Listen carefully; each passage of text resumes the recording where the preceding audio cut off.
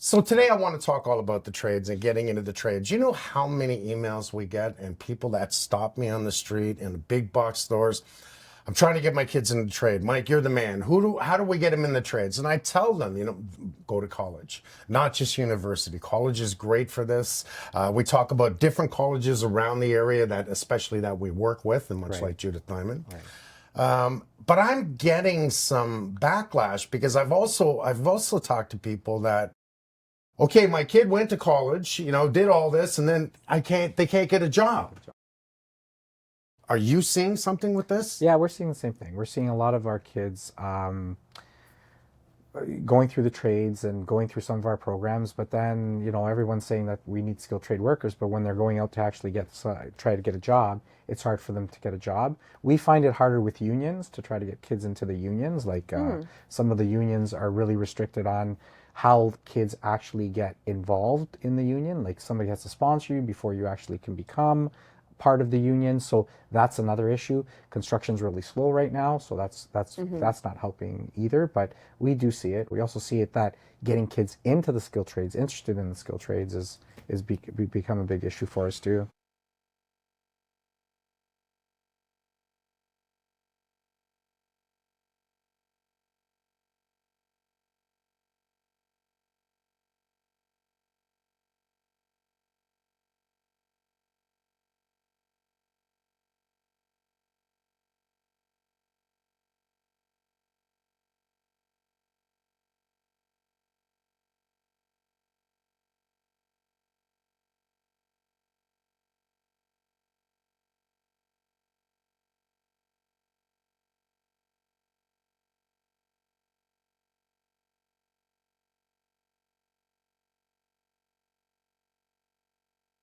An issue. All my life, I have been pushing everyone to get into trades for one reason. My own daughter, Sherry, get into trades. And it's because you will always have work. Right. Always. We got more houses being built every single day. We have more people moving into the country every single day. Then we have all the old houses and old buildings that need to be fixed.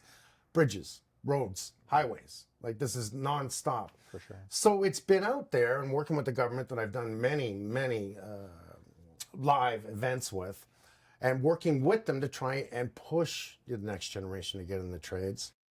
I find this a bit of an issue right now because we know we don't have enough, right, Sherry? Yeah. We're seeing more women get in the trades, which I love. Yes. There is starting to be a difference. However, it is still slow going. At least it is growing. Welding, I think, is one of the biggest trades out there that you can get in. Yep. Get a job, because I find I'm even seeing women get into welding. A lot more women tend to be really good at welding. And you make good money doing it. Actually, my niece just attention got to detail. certificate. Oh, really? Yeah. That's wonderful. Yes, I'm very good at it. Good for her. I am not good at it. I tried.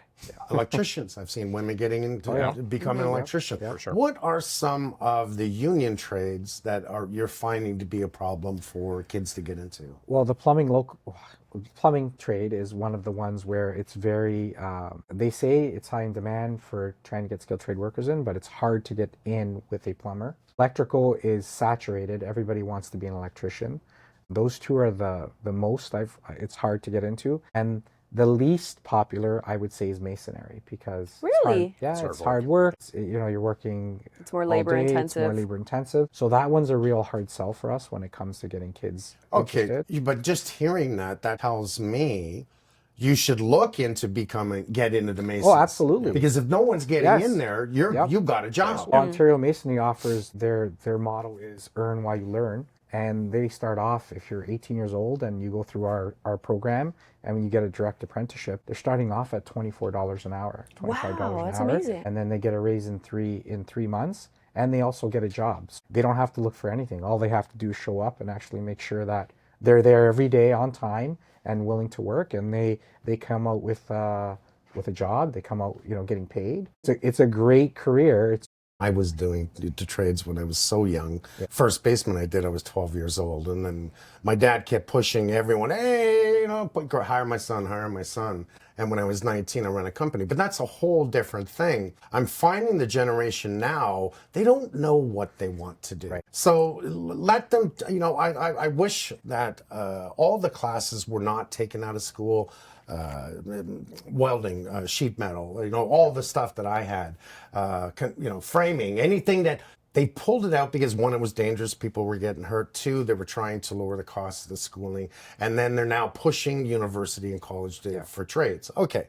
And there's pros and cons to everything. And I don't want to say this is a con. It may be hard to get into become an electrician or a plumber and easier to become a mason and or a welder, et cetera, hair cutting, serving, chefs, because there's many trades. A lot of the time I find in the trades, we are kind of stuck. Like, this is how we learned, that's how their father learned, and that's how we're going to teach it, which is not always a driving force to get a lot of the youth into the trades. So like, oh, that doesn't seem fun. I'm not interested in that. But to be able to appeal to them by showing it, hey, we're going to do virtual reality. It's not a video game, but it seems a lot more interesting. And my biggest thing is I do think it's a lot safer. We were talking about working the elevator shafts, which he has a story. He'll tell you about that. I couldn't believe it.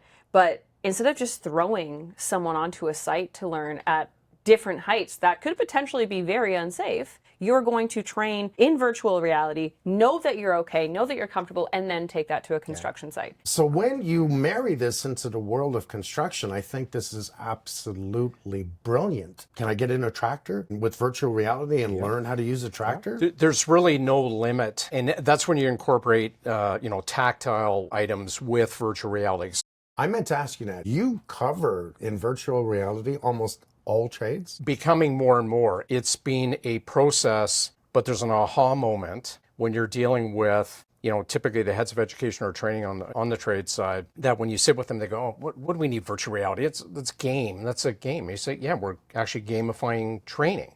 What a better way to do this, to immerse somebody into that. And they kind of are non-believers, and you pull them through. The government's spending tens and hundreds of millions of dollars focused on not just technology adoption, but obviously attracting youth into apprentice programs. But when you're working with the trainers and the curriculum individuals, and they see the first content come out, so we become experts in the trades, because you have to. And then when they see the first version coming out, which Sherry saw, it comes out and it's like, wow. And they have aha moments and they go, okay, we get it. What are some of the union trades that you're finding to be a problem for kids to get into? Plumbing trade is one. They say it's high in demand for trying to get skilled trade workers in, but it's hard to get in with a plumber. Electrical is saturated. Everybody wants to be an electrician.